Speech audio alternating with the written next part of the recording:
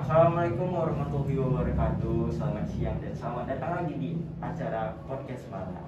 Nah, pada episode kali ini kembali lagi bersama Syahidin Septian yang akan mewakili host pada siang hari ini.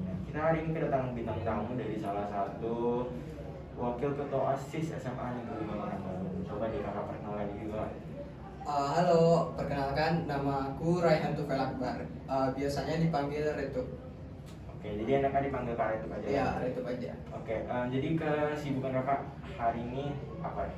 Kalau untuk kesibukan kita kali ini, tadi juga udah di episode sebelumnya sudah dibahas kalau SMA 5 sedang mengikuti lomba perpustakaan. Nah, di mana kami OSIS juga mengambil andil yang besar lah dalam persiapannya. Yaitu kami juga membantu pustaka mempersiapkan lombanya, terutama kami di bagian besar di pojok sukunya. Jadi kegiatan yang sedang dilaksanakan lomba perpustakaan, baik dari pojok suku dan itu lomba perpustakaannya dari beberapa cabang lomba sih Kak, maksudnya contoh-contoh lombanya ini kan dari berbagai cabang-cabang lomba ya. Coba deh kakak jabarin suku tadi ya, suku tadi. Ya, yang kalau kami sih yang andil besarnya di pojok suku, ada juga di bagian multimedia, di bagian tanaman obat-obatan, di bagian tanaman obat-obatan. Terus tadi aku ada dengar juga podcast juga. Podcast. Dan juga di bagian aquaponik. Jadi itu kan program yang sedang diadakan sekarang ya, karena bekerja sama dengan pihak perpustakaan Cahaya Aksara. Nah, jadi sebenarnya Kak, program unggulan FPK OSIS itu apa, dan sebenarnya program tahunannya apa sih? Kalau bisa dibilang program unggulan MPK OSIS ya dari tahun ke tahun sih Semalakap. Dimana tahun kemarin kita sudah mencapai 1 dekade Semalakap. Namun seperti yang kita tahu, tahun ini kan lagi di masa pandemi, COVID juga kan. Jadi untuk ngelakuin itu juga susah sih. Jadinya sekarang ini kami juga lagi membantu pustaka. Nah, yang itu tadi penjuru suku.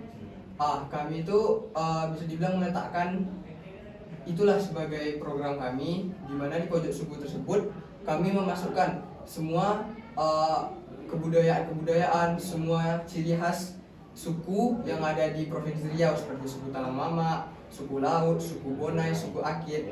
Nah, kami masukkan di sana. Oke, jadi sebenarnya Kak, sebenarnya tantangan apa sih yang tersendiri, apalagi di COVID nih kan, dan juga pojok suku ini kan lagi di masa pandemi nih, ibaratnya program kali ini offline kan, karena membantu juga pojok suku. Nah, kira-kira nih tantangan apa nih Kak yang kakak hadapi dan juga pada para pengurus OSIS yang lainnya? Kalau untuk ini di luar pojok suku dulu ya, kita di program-program kita yang sebelumnya, di situ tuh kami memiliki kendala seperti kami untuk melaksanakan event tersebut, kami dituntut berpikir inovatif, memiliki ide-ide yang terbaru untuk mengajak peserta-peserta mengikuti lomba kami, karena sedangkan sekolah offline saja peminatnya kurang, apalagi di masa pandemi yang kita tidak bertemu saat ini. Nah, di situ panitia diminta untuk memiliki ide-ide yang sangat inovatif lah jatuhnya, seperti itu. Contoh ide inovatifnya apa sih? Nah, kami saat peringatan Sumpah Pemuda, kami melaksanakan lomba ranking 1 melalui via Zoom. Dan kami pikir untuk di SMA 5 itu belum ada dilaksanakan. Dan juga diselingi juga kegiatan-kegiatan have fun lah jatuhnya, biar suasana tidak tegang juga kan, biar tetap cair suasananya. Ya, walaupun masa pandemi juga FPK OSIS tetap harus aktif ya? Itu dia. Juga FPK OSIS juga harus dituntut tetap aktif. Ya. Tapi sebenarnya manfaat kita untuk mengikuti organisasi apa Kak? Sepribadi kakak dulu deh. Kalau dari saya sih, dengan mengikuti OSIS nih, saya pandai memanajemen waktu, terus public speaking saya semakin meningkat dari sebelumnya kan. Soalnya kita juga bertemu dengan banyak orang yang memiliki pemikiran bermacam-macam kan. Nah, dan juga kita juga belajar bagaimana cara menanggapi orang-orang. iya betul, cara menanggapi orang-orang, cara kita memanajemen sebuah kegiatan, di mana kita yang memimpin kegiatan tersebut. Nah tadi kan kakak singgung-singgung nih soal public speaking. Nah, kemampuan umum yang dimiliki anggota OSIS nih kan. Nah kenapa kemampuan tersebut dapat dimiliki oleh anggota OSIS? Kenapa harus public speaking? Dan kenapa kemampuan tersebut harus dimiliki? Kenapa ya? Karena kan OSIS nih, public speaking itu memang sebagai dasar kita. Dikarenakan kita sebagai OSIS, kita bertemu banyak orang, orang-orang yang terkenal juga banyak kita temui kan. Disitulah kita dituntut untuk pandai berbicara kepada orang yang baru kita kenal, kepada orang yang lebih dewasa kita, bagaimana cara kita, terus kepada orang lebih muda. Nah, dengan kita sering bertemu orang tersebut, kita juga dituntut untuk memiliki public speaking yang bagus. Nah, itu sih salah satu faktor yang memicunya. Contohnya kita sekarang ini lagi salah satu contoh dari pemanfaatan ilmu public speaking. Iya. Kalau enggak kita nggak akan ngobrol nih pada siang hari ini. Terus nih kak, pengalaman berharga apa nih yang kakak dapatin? Tadi aku dengar juga ada semalakap ya. Tadi di sini. Iya. Pengalaman apa sih ilmu berharga apa, dan coba deh kakak ceritain gitu hal-hal unik dari yang kakak dapatin selama kegiatan tersebut. Nah, pengalaman yang paling berharga sih untuk saya di Semalakap tersebut, kita bagaimana memanajemen waktu sesibuk mungkin. Dalam waktu 3 hari kita melaksanakan event tersebut, kita banyak yang kita urus. Di situ kita harus pandai memanajemen waktu. Di situ saya dapat pelajaran yang sangat berharga. Nah, dan juga di namanya turnamen tidak mungkin berjalan mulus, pasti ada kendala-kendala. Nah, di situ kita dituntut untuk berpikir kritis, mengambil keputusan yang tepat dengan cepat. Nah, di situ. Dan juga bertemu banyak orang, cara menghadapi mereka bagaimana, dan sebagainya lah. Lebih banyak yang dapat kita pelajari. Lagi pula event Semalakap ini juga bukan event yang kecil ya. Udah se-Sumatera. Se-Sumatera. Dan aku juga pernah dengar tahun-tahun sebelumnya juga pernah mengundang dari sekolah dari Jawa, dari sekolah Jawa dari luar. Ya, dari luar, dari Lampung, dari Batam.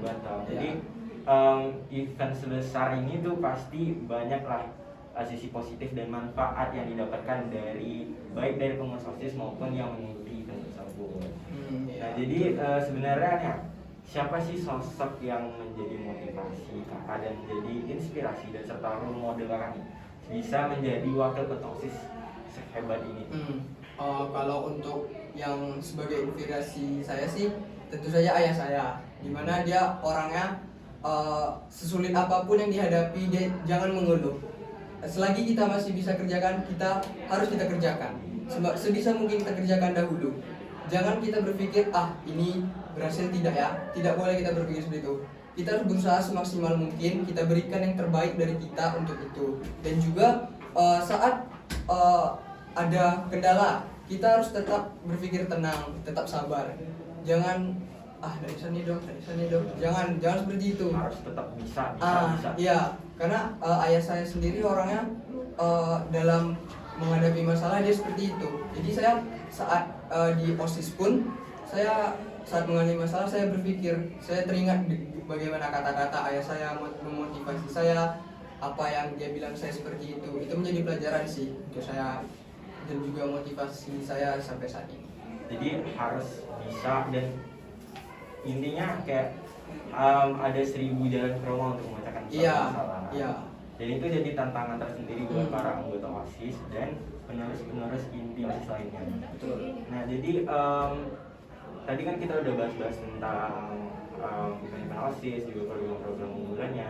Coba deh sekarang untuk harapan kakak buat adik-adik penerus MPK OSIS ke depannya, karena kan kak ini kan kelas 11 ya kak. Jadi kan bakal itu ya tutup jabatannya. Nah, jadi apa sih harapan kakak buat adik-adik penerus lainnya? Harapannya khususnya sih, buat kelas 10 yang bakal naik tingkat jadi kelas 11. Iya. Harapan dari abang sendiri sih untuk adik-adik selanjutnya, kalian harus tetap kompak, tetap solidaritas, dan juga apabila ada masalah sebisa mungkin diselesaikanlah masalah tersebut. Karena yang namanya organisasi tidak terlepas dari suatu masalah kan. Nah, dan juga kalian tetap semangat, tetap berpikir inovatif, memiliki ide-ide yang lebih dari kami. Dan harus juga tetap profesional juga ya Nah, Kak. iya. Nah, jadi tadi kan harapan Kak, jadi pesan kakak nih, pesan dan kesan kakak buat adik-adiknya. Pesan dan kesan. Iya, pesan. Kalau kesan sih selama dengan mereka nih kami juga sejalan, mengapakan suatu kegiatan juga sejalan kan. Jadi kami merasa kerja sama kami juga kompak lah. Dan juga kalau bisa untuk selanjutnya lebih lah dari itu, semakin kompak lah. Jadi kita dari inti dari percakapan kita pada siang hari ini Kak. Nah, ada satu pertanyaan lagi nih Kak sebelum kita tutup percakapan kita. Seberapa pentingkah Kak mengikuti suatu organisasi bagi pelajar?